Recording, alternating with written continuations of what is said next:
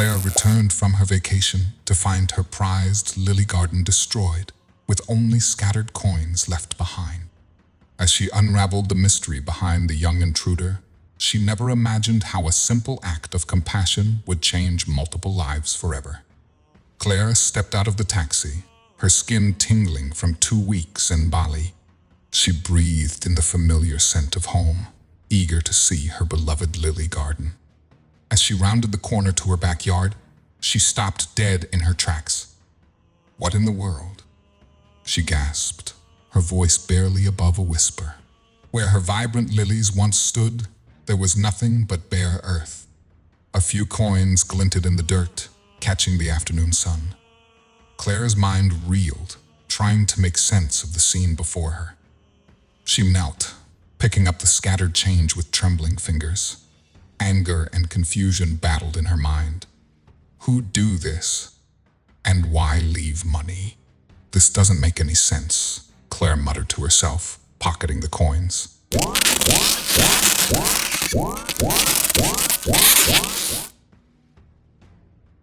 Before we continue, make sure to subscribe, hit the like button, and click the notification bell for more amazing stories.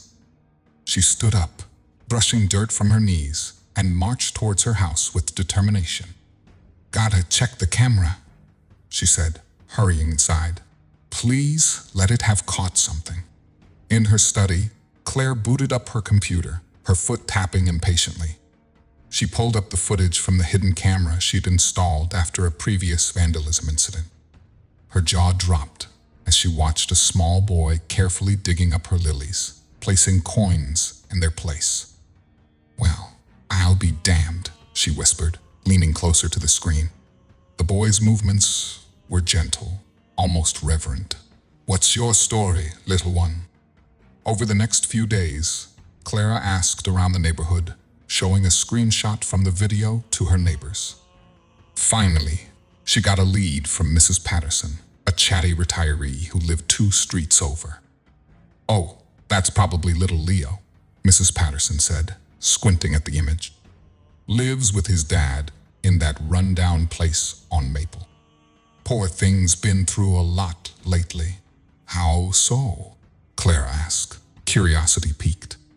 Mrs. Patterson lowered her voice conspiratorially. "Well, his mother passed away last year. Cancer, I heard. His father hasn't been the same since. Drinking, they say. It's a real shame." Armed with this information, Clara decided to pay a visit. As she approached the house, she spotted a boy mowing the overgrown lawn with an ancient-looking mower. The machine sputtered and coughed, clearly on its last legs. "Hey there," Clara called out, waving. "You must be Leo." The boy's head snapped up, fear flashing across his face. The mower died with a final, pathetic sputter. "Why, yes, ma'am," he stammered, taking a step back. Clara softened her tone, realizing she might have startled him. "I am Clara. I live a few blocks away. Think you might been in my garden recently?" Leo's lower lip trembled, his eyes darting towards the house behind him, as if contemplating making a run for it. "I'm real sorry, ma'am. I didn't mean no harm. I just needed the lilies." "It's okay, honey. I'm not mad," Claire assured him, keeping her distance to avoid frightening him further. "I'm just curious why you needed them so badly."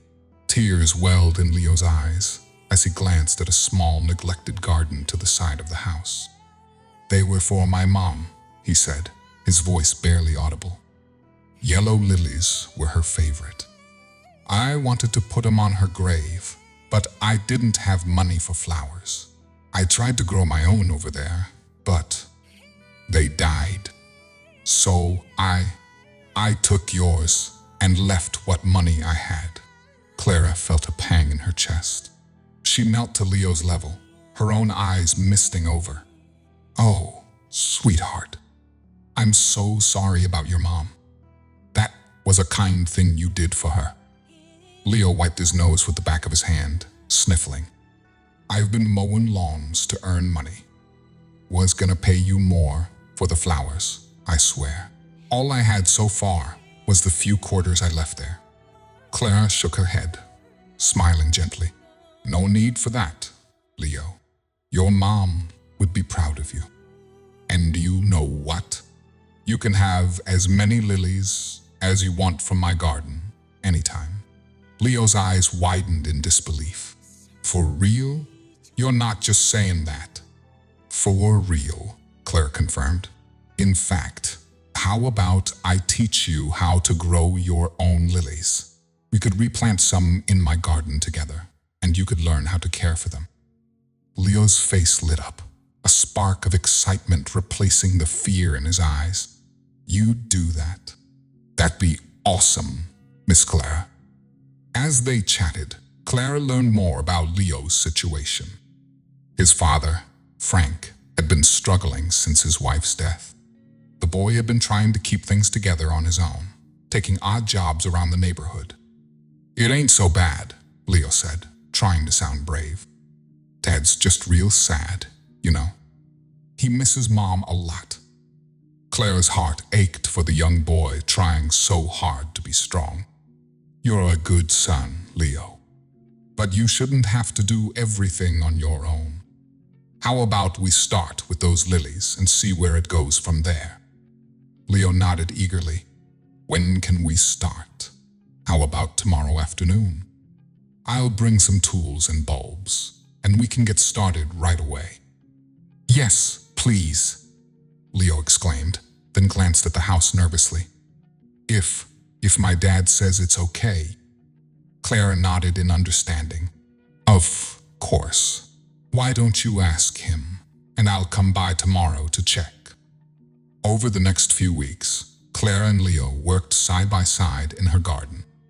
She was impressed by his natural talent with the flowers, his small hands surprisingly deft at planting and weeding.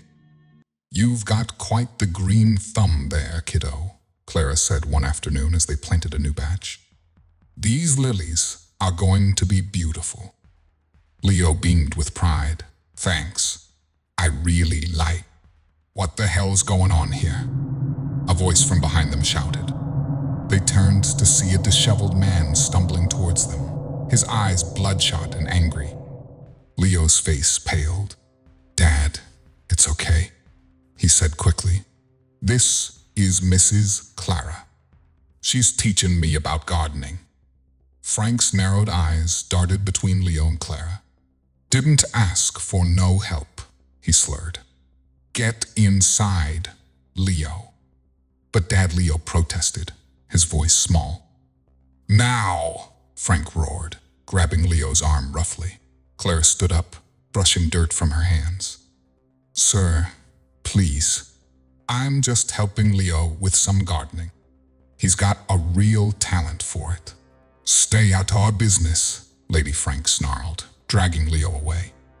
We don't need your charity. Clara watched helplessly as they disappeared down the street. She stood there for a moment, her mind racing. She couldn't just leave things like this, but what could she do? Over the next few days, Clara reached out to local community services, explaining Leo's situation. She also started a neighborhood lily growing program, partly in hopes of seeing Leo again, but also to bring the community together. As summer wore on, Clara noticed Leo's absence in her garden. She worried about him and the lilies they'd planted together. Had Frank forbidden him from coming? Was he okay? One stormy night, a frantic knocking jolted Clara awake. She stumbled to the door, her heart pounding.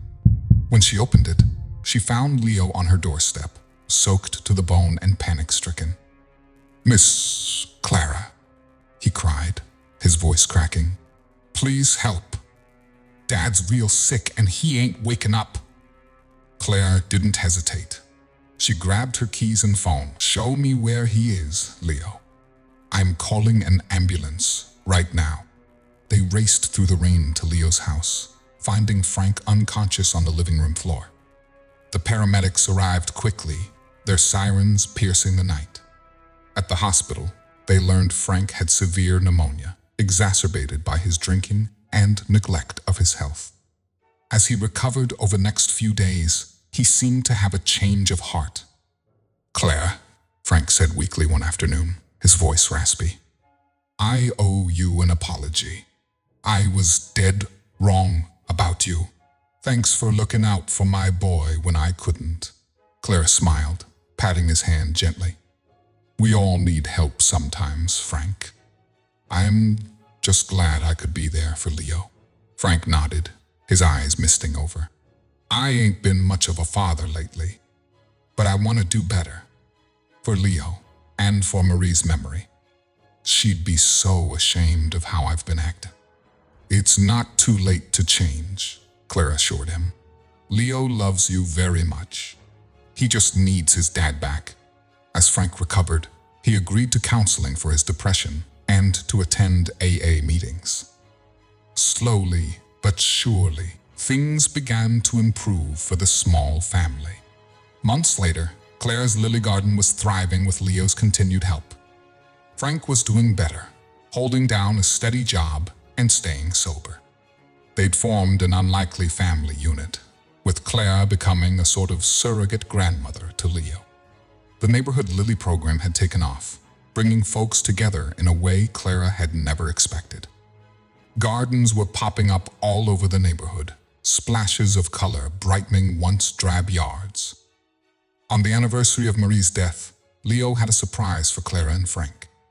"Simon," he said, practically bouncing with excitement, "I got something to show ya." He led them to a hidden corner of Clara's garden. They gasped at the sight of rare, beautiful white lilies unlike any they'd seen before. "Mom always wanted these," Leo explained, his voice soft with reverence. "But they were hard to find. I've been growing them in secret, just for today. Binding bonds through beautiful tales. Thank you for watching."